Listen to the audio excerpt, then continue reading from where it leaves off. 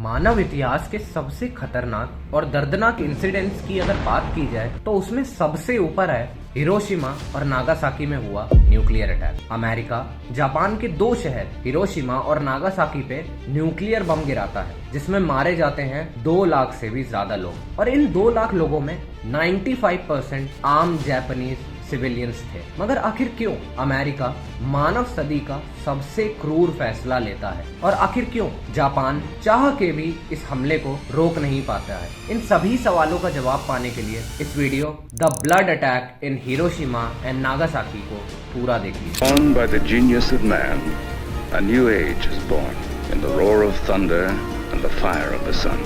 At 8:15 in the morning of August 6th, the first atomic bomb struck an enemy target.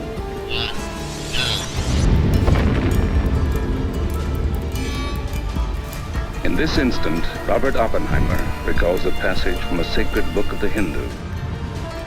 Now I am become death, the destroyer of worlds. यह पूरी घटना शुरू होती है 1 सितंबर 1939 से, जब वर्ल्ड वॉर 2 की शुरुआत होती है। इस लड़ाई में एक तरफ थे जर्मनी, इटली और जापान, जिन्हें एक्सिस पावर्स के नाम से जाना जाता था, और दूसरी तरफ थे अमेरिका, ग्रेट ब्रिटेन और चाइना, जिन्हें एलाइड पावर्स के नाम से जाना गया। दरअसल इस लड़ाई की शुरुआत एक्सिस नेशंस ही करते हैं। सबसे पहले जर्मनी हिटलर की लीडरशिप में पोलैंड पर हमला कर उसे इन्वेड कर देता है। दूसरी तरफ इटली के लीडर बेनिटो मुसोलिनी आदेश करते हैं इथोपिया पर कब्जा करने का। और अगर जापान की बात करें तो वो भी 1937 में चाइना और एशिया की कई दूसरी कंट्रीज पर कब्जा करना शुरू कर देता है। दरअसल जापान एक यूनाइटेड एशिया का सपना देख रहा था, जिसमें वह चाहता था कि एशिया में मौजूद सभी छोटे मोटे देशों पर उसका ही राज चले। एक्सिस नेशंस के इसी अग्रेसिव और डेंजरस बर्ताव से यूएसए, ग्रेट ब्रिटेन और चाइना को साथ आना पड़ता है और यही वजह बनता है शुरुआत की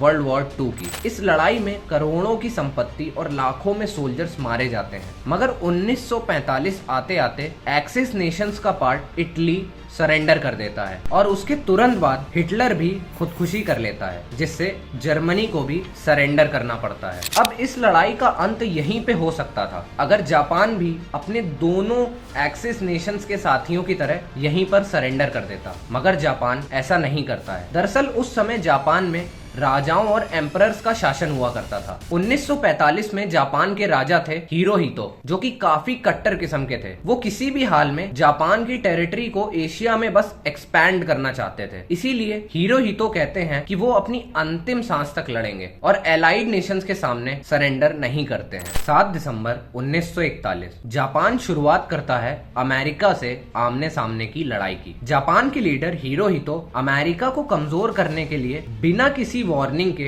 अमेरिका के डिफेंस बेस पर्ल हार्बर पर अटैक करवा देते हैं, जिसमें अमेरिका के 19 शिप्स, 185 एयरक्राफ्ट और 2500 से भी ज्यादा सोल्जर्स मारे जाते हैं। ये अभी तक का वर्ल्ड वॉर 2 में किसी देश में घुसकर किया गया सबसे बड़ा अटैक था। तो इसके जवाब में ही अमेरिका प्लान करता है ऑपरेशन डाउनफॉल। इस ऑपरेशन में अमेरिका ये नीति बनाता है कि हम ग्राउंड एरिया और पैसिफिक ओशियन का इस्तेमाल कर अपनी डिफेंस आर्मी की मदद से जापान में इन्वेड करेंगे और जापान को मैन टू मैन टक्कर देके उसे हराएंगे। 26 मार्च 1945 अमेरिका ऑपरेशन डाउनफॉल की शुरुआत कर देता है। अमेरिका जापान के आइलैंड ओकिनावा पे सबसे पहले अटैक करता है। इस बैटल को द टाइफून ऑफ स्टील या द ब्लड बैटल के नाम से भी जाना जाता है, क्योंकि ये लड़ाई किसी भी भयानक मंजर से कम नहीं थी। इस लड़ाई में कुल 1.5 लाख लोग मारे जाते हैं, जिसमें अमेरिकन थे 12,000 और जापानी कैजुअलिटीज होती हैं 1 लाख से भी ज्यादा। मगर आखिर में अमेरिका अपने अलाइड नेशंस के सपोर्ट और अपने सोल्जर्स की बहादुरी से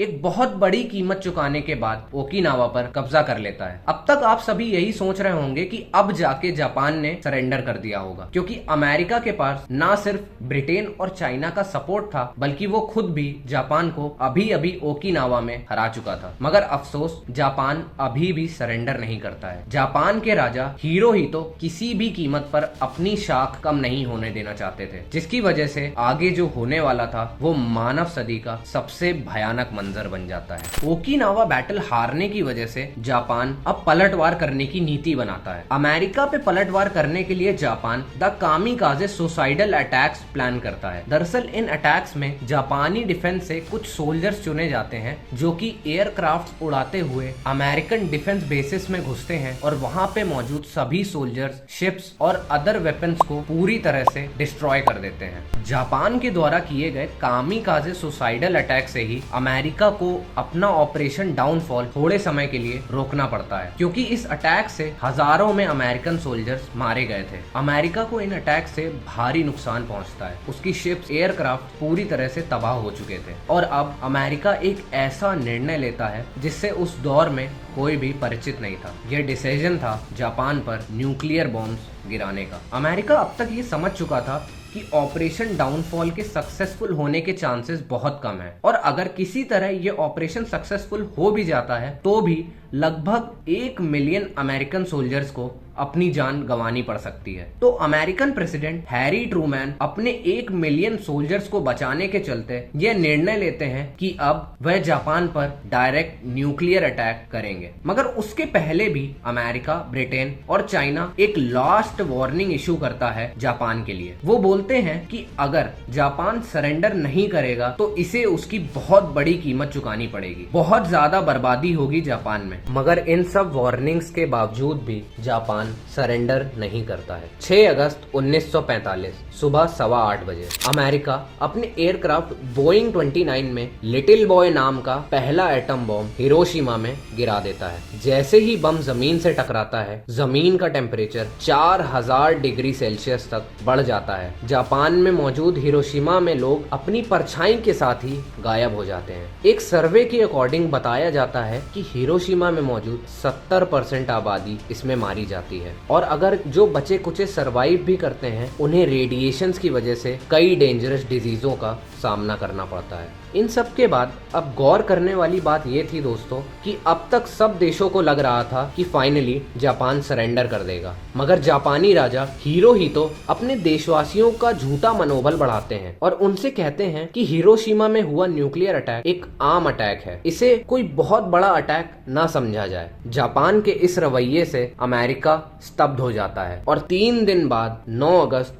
1945 अमेरिका एक और एटम बम गिरा देता है नागासाकी के ऊपर। सुबह के करीब 11 बजे थे। एक और B-29 जहाज जाता है नागासाकी में। इस बार ये बम और भी ज्यादा पावरफुल था। इस एटम बम का नाम था फैट मैन। इस धमाके से आसमान में एक मशरूम सा क्लाउड बन जाता है जो कि बहुत बड़ा और भयानक था। देखने वालों के लिए एकदम से उनकी आंखें चौंधिया जाती हैं। वो ये समझ ही नहीं पाते कि एकदम से आसपास उनके इतनी ज्यादा गर्मी कैसे होने लगी है। नागासाकी में हुए इस दूसरे न्यूक्लियर अटैक से लगभग 40,000 से भी ज्यादा लोग इमीडिएटली मारे जाते हैं। जापान तुरंत एक हाई ऑफिशियल्स मीटिंग बुलाता है जिसमें जापान के राजा हिरोहितो फाइनली अंतिम फैसला लेते हैं सरेंडर करने का। 15 अगस्त 1945 जापान के इस सरेंडर के बाद फाइनली वर्ल्ड वॉर 2 का अंत होता है। लेकिन दोस्तों सबसे बड़ा सवाल आज भी यही उठता है कि क्या अमेरिकन पर्सपेक्टिव से ये जस्टिफाई था जापान पर एटॉमिक बॉम्ब्स गिराना और 2 लाख जापानी कैजुअलिटीज करना, जिसमें से 95% आम जापानीज सिविलियंस थे। अमेरिकन प्रेसिडेंट हैरी ट्रूमैन ने कभी भी माफी नहीं मांगी इन बॉम्बिंग्स को लेकर। अमेरिकन प्रेसिडेंट और कई यूएस डिप्लोमेट्स का मानना था कि ये जो बॉम्बिंग्स हमने करी हैं ये जरूरी थी और हमारे पास कोई और ऑप्शन नहीं था। इनका ये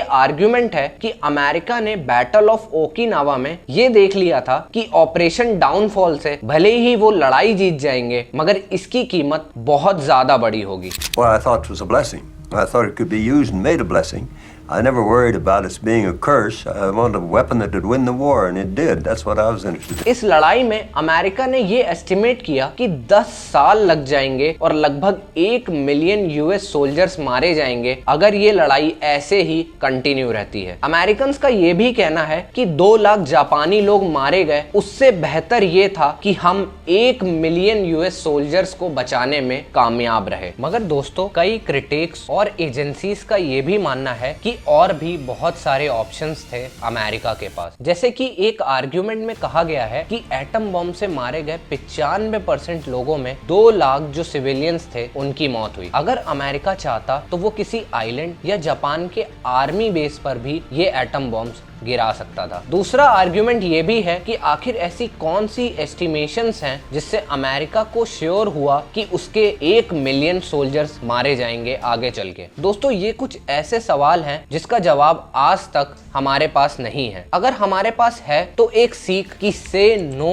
टू न्यूक्लियर बॉम्ब, से नो टू वॉर्स। मगर थैंकफुली आज के दिन किसी और देश ने अभी तक न्यूक्लियर वेपन का इस्तेमाल नहीं किया है और होपफुली आने वाले फ्यूचर में भी ये चीज ऐसे ही कंटिन्यू रहेगी। दोस्तों उम्मीद करता हूं कि आपको मेरा आज का वीडियो इंफॉर्मेटिव लगा होगा और अगर आपको अपने कई सवालों के जवाब इस वीडियो के थ्रू मिले हैं और वीडियो आपको पसंद आई है तो हमारे चैनल को सब्सक्राइब करिए और इस वीडियो को लाइक एंड शेयर करिए। Thank you.